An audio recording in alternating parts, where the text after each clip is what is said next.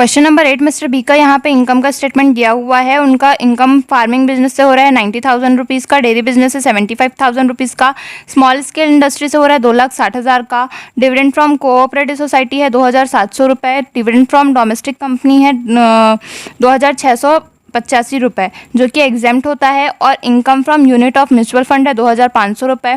उन्होंने एक residential plot बेच दिया है 3,12,750 में, जिसे उन्होंने खरीदा था 1995 में 70,000 रुपये में, और 5,000 रुपये उसके रजिस्ट्रेशन के ऊपर खर्च किया था।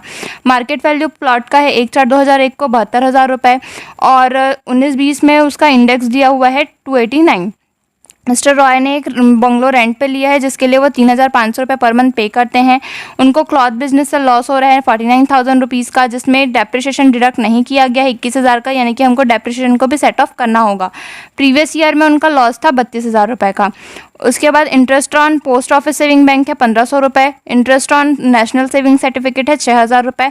हमको उनका टोटल इनकम कैलकुलेट करना है असेसमेंट ईयर 2021 के लिए। Computation of total income for the assessment year 2021। पीजीपीबी में उनका इनकम था फार्मिंग बिजनेस से 90,000 रुपीज़ का, डेयरी बिजनेस से 75,000 रुपीज़ का, स्मॉल स्केल इंडस्ट्री से 2,60,000 का। इन तीनों को जोड़ के उसमें से हम सेट ऑफ कर देंगे डेप्रिशिएशन 21,000 रुपये, क्लॉथ बिजनेस का लॉस 49,000 और लॉस फ्रॉम प्रीवियस ईयर 32,000। जब ये तीनों माइनस करेंगे तो हमारा इनकम फ्रॉम पीजीबीपी आ जाएगा 3,23,000। Income from other sources, dividend था कोऑपरेटिव सोसाइटी का 2,700, dividend of domestic company exempt होता है, म्यूचुअल फंड का इनकम एग्जेम्प्ट होता है, interest on post office bank exempt होता है, इंटरेस्ट ऑन एनएससी 6,000 रुपये था, जब 2,700 और 6,000 को जोड़ देंगे तो आ जाएगा 8,700 जो income from other sources. Capital gain sale किया था प्लॉट 3,12,750 में। उन्होंने 1995 में प्लॉट 70,000 में खरीदा था और 5,000 रुपये उसके रजिस्ट्रेशन के ऊपर खर्च किया था, यानी कि टोटल 75,000 रुपये का वो प्लॉट था, और 2001 में उसकी वैल्यू थी 72,000 रुपये। तो यहाँ पे हम कंपेयर करते हैं, जो हायर रहता है उसको लेते हैं, तो क्योंकि 75,000 हायर था इसलिए हम इसका इंडेक्स निकालेंगे 289 डिवाइडेड बाय 100 करके, तो आ जाएगा 2,16,750। 3,12,750 में से माइनस करेंगे तो आ जाएगा 96,000। अब हम 96,000, 8,700 और 3,23,000 रुपीज़ को प्लस करेंगे तो हमारा ग्रॉस टोटल इनकम आ जाएगा 4,27,700। इसमें हम डिडक्शन देंगे under section 80C to 80U, interest on NSC देंगे 6,000, रेंट पेड का हम कैलकुलेशन करेंगे।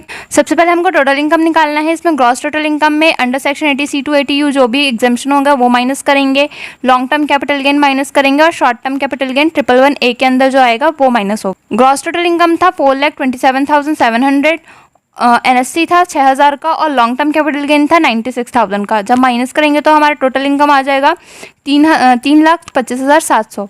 अब हमको यहाँ पे रेंट पेड के लिए रूल रहता है least of the following is exempt. 25% of total income, यानी कि 3,25,700 का हम 25% निकालेंगे तो आ जाएगा 81,425। और दूसरा होता है rent paid minus 10% of total income. तो वो रेंट टोटल पे कितना कर रहे थे, तो 3,500 इंटू 12 कर देंगे तो आ जाएगा 42,000।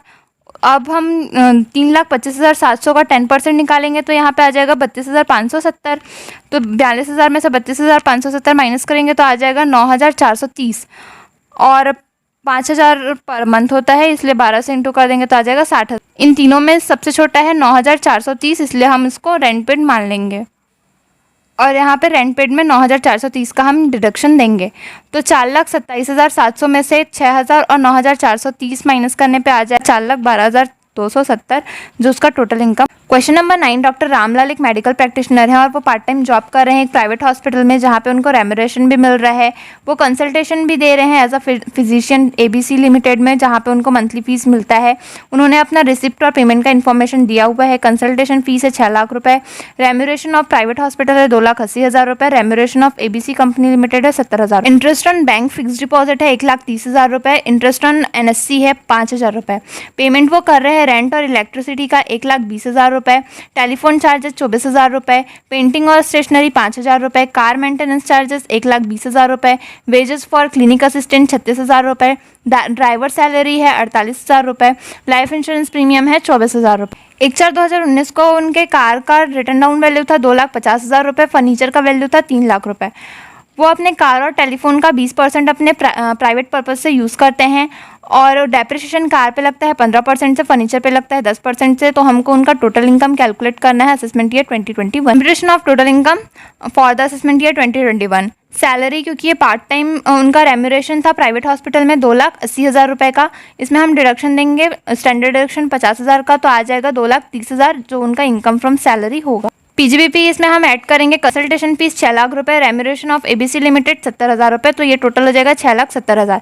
इसमें माइनस करेंगे रेंट और इलेक्ट्रिसिटी चार्जेस 1,20,000। टेलीफोन चार्जेस था 24,000 रुपये का, इसमें 20% प्राइवेट पर्पज से यूज़ हो रहा है, तो 80% यहाँ पे टैक्सेबल होगा क्योंकि वो काम के लिए यूज़ हो रहा है, तो 24,000 का 80% आ जाएगा 19,200। प्रिंटिंग और स्टेशनरी था 5,000 रुपये का। कार मेंटेनेंस, ये भी क्योंकि 20% खुद प्राइवेट पर्पज से यूज़ हो रहा था, इसलिए हम यहाँ पे 1,20,000 का 80% निकालेंगे तो आ जाएगा 96,000 रुपीज़।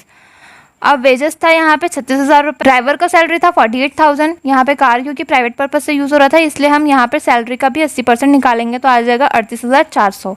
डेप्रिसिएशन ऑन कार तो 2,50,000 का 15% निकालेंगे और उसके बाद उसका 80% निकाल देंगे क्योंकि कार सिर्फ 80% कंपनी के लिए यूज़ हुआ है, तो यहाँ पे आ जाएगा 30,000। डेप्रिसिएशन ऑन फर्नीचर 3 लाख का 10% निकालेंगे तो आ जाएगा 30,000। जब 6,70,000 में से ये सारे डिडक्शन हम देंगे तो इनकम फ्रॉम पीजीबीपी आएगा 2,95,400। IOS interest on fix deposit था 1,30,000, इंटरेस्ट ऑन एनएससी था 5,000, दोनों को प्लस कर देंगे तो इनकम फ्रॉम अदर सोर्सेस आ जाएगा 1,35,000। 1,35,000 2,95,400 2,30,000 प्लस करेंगे तो ग्रॉस टोटल इनकम आ जाएगा 6,60,400। इसमें हम डिडक्शन देंगे under section 80C to 80U में लाइफ इंश्योरेंस प्रीमियम 24,000 रुपये का और इंटरेस्ट ऑन एनएससी था 5,000 रुपये का। तो ग्रॉस टोटल इनकम जो हमारा आया था 6,60,400, इसमें से हम ये दोनों माइनस कर देंगे तो आ जाएगा 6,31,400 जो हमारा टोटल इनकम होगा।